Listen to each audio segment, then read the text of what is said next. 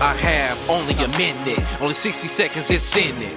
Force upon me, can't refuse it. Didn't seek it, didn't choose it, but it's up to me to use it. I'ma suffer if I lose it, give account if I abuse it. Just a tiny little minute, but eternity's within. What's going on?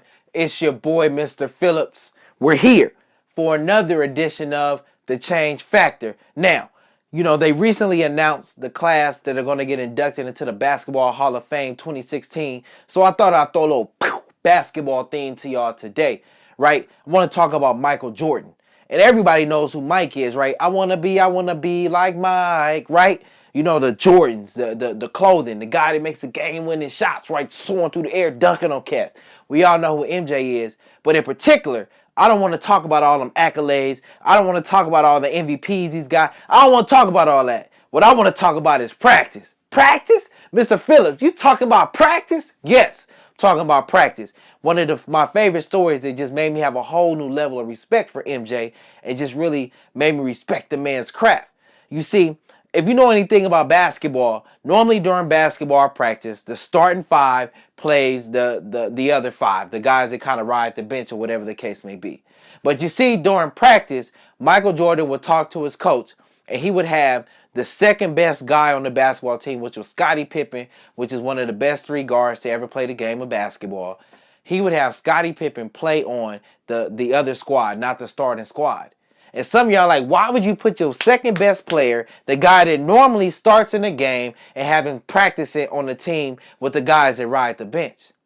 And the reason why MJ did this was because he wanted the best defender on their basketball team to be guarding him while they're in practice. Catch it. I need y'all to catch it. Listen to the message.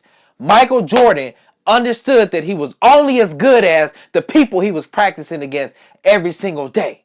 And you see, Michael Jordan understood that if I'm practicing against guys that aren't very competitive, when the game starts, I'm not going to be able to give it every single thing that I got. And you see, that's what your boy, Mr. Phillips, wanted to talk about with you guys today. How many of you guys are challenging yourself on a daily basis? How many of you guys are putting yourself in a situation where you're getting the most challenge, where you're growing the most every single day? And you see, that's what Michael Jordan understood, that when Scottie Pippen was guarding him in practice, he was getting the most out of every single practice. So when the basketball game started, it was nothing to him because he already had one of the best guys to play defense guarding him in practice every single day. So this is what your boy, Mr. Phillips, is talking about. Before you can get to the basketball game, before you can get to the playoffs, what's going to make you get to the next level is the stuff that you're doing every single day that's building repetition, that's getting your reps up. Back in the day, we used to say, get your reps up, son. And that's what your boy Michael Jordan was doing when he was have Scottie Pippen guard him during practice. So as always, it's your boy, Mr. Phillips, and I'll see you at the top because the bottom is just way too crowded. Let's make it happen. Just a tiny little minute, but eternity's within it. Dr. Benjamin E. Mays, y'all. You know what?